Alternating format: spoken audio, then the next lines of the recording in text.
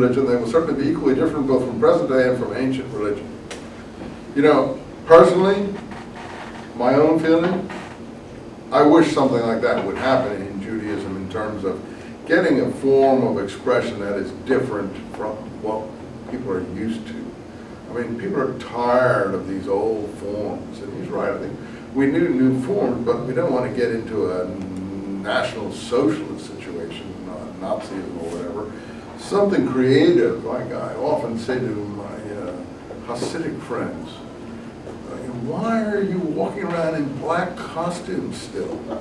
What is it you're mourning? I mean, black guys, or black is beautiful, black is not beautiful, but we associate black with mourning. Can you guys ever stop thinking the time of mourning may be over?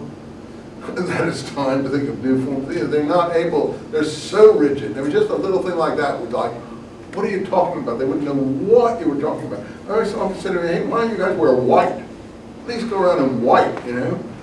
And it's just beyond their comprehension. That's the point. They're frozen solid, totally frozen in these forms. And that's what he's talking about. He's very creative-minded, and to my mind, that's what's necessary. If you want children, young people, to be turned on or passionate or interested or involved in something, how can you involve young people in some of these forms, you know, except through coercion or brainwashing? It's almost impossible. It's almost impossible. You need something, young people want to express themselves colorfully. Besides, they want something new, something within the tradition, but something new. And frankly, I don't see, he thinks it's coming, but I don't see it having happened. Aren't those black suits fairly recent? No, they've been wearing those things since the 1600s and maybe before, and you know, it's all from mourning for the temple. It's mourners for Zion, mourners for the temple, that's all it's from, I think. I mean, I don't have the whole history, but you can look into it further. Where did they get this kind of, why are they wearing black all the time? Yeah, because they're mourning something. What? I think it's 18th century from the Baal Shem Tov. Yeah, but that doesn't mean it didn't exist before that. He's picking up on something. Doesn't mean that Hasidic Judaism. We're talking about mourners for Zion before that. Baal Shem Tov is, that's just one episode as things move along. But I'm sure they're adopting previous forms. That hat they wear.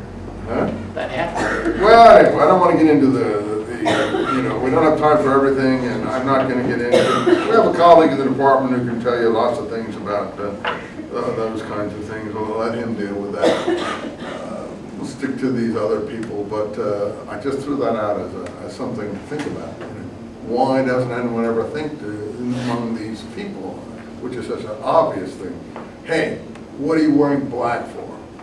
You know, tradition, okay, tradition, but you know, that's what Hegel has to say here.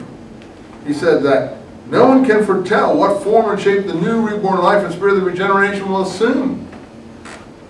As regards to religious expression, especially regard to the Jewish religion, they will certainly be equally different from present day and from ancient religion. Well, I don't think it has happened. That's all I'm saying. He is hopeful that that's happening, but I don't see any creativity in that regard at all. We're totally frozen in the 19th century arguments here still in Judaism. There's no creativity whatsoever that I am able to report. But I may be wrong. I may be wrong. You judge for yourself. And I think that's why Jewish young people are, not that they're astray, I don't say that they're astray, but they don't find things that can move them, to my mind. Now, there was a thing going on in Israel recently. I forget what it was called. It was called the Hilltop Movement, where young people were expressing themselves differently. They weren't wearing black anymore. They were very religious, but they were establishing outposts on the hilltops and so on and so forth. Were willing to die if it came to that. And it was all sort of very creative, very, no one was living on these hilltops. I mean, no one could have any objection except politically from Mecca or Riyadh or, you know, the Carlyle Foundation or something like that, the White House or London or Paris or something like that. These were young people that were being very, very creative, and they've been squelched by the Israel government now because of the pressure from overseas on the Israel government. But I saw those young people, and they were very, very passionate, committed, colorful, excited, and so on. And they were establishing all these new hilltop things with caravans, and they were riding around by themselves on the West Bank and weren't afraid of terrorists or anything like that. But the present government wants to, repress all those things for, whatever negotiations and things it's carrying out with other governments overseas. But this is where young people, I'm just trying to explain what Hess is talking about.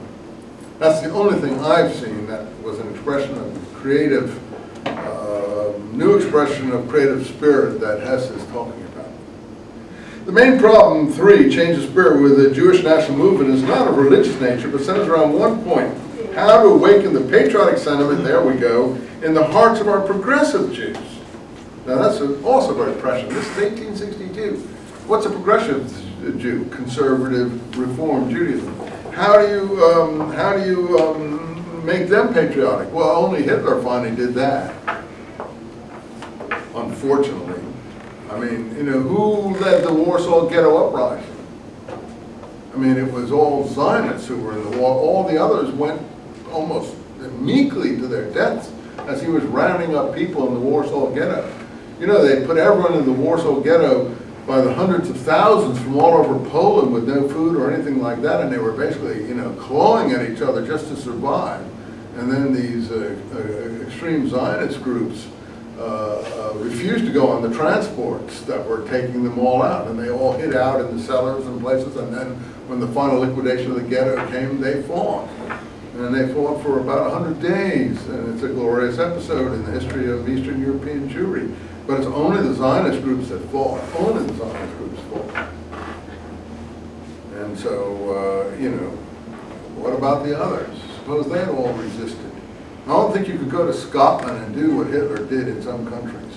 You start taking children away from people in Scotland and, and pulling, them from their parents, you'd get like riotous, murderous behavior to the point that, probably the result would be the same. Everyone would get killed, but still, it wouldn't have been like you watched in the Second World War in Europe. So this is, I'm not trying to be cruel, but it's what Hess is talking about, how to liberate. And he's not just talking, see, there are a lot of, assimilated Jews and others who, these kinds of things frighten them, as we know. And he says that's one of the main problems.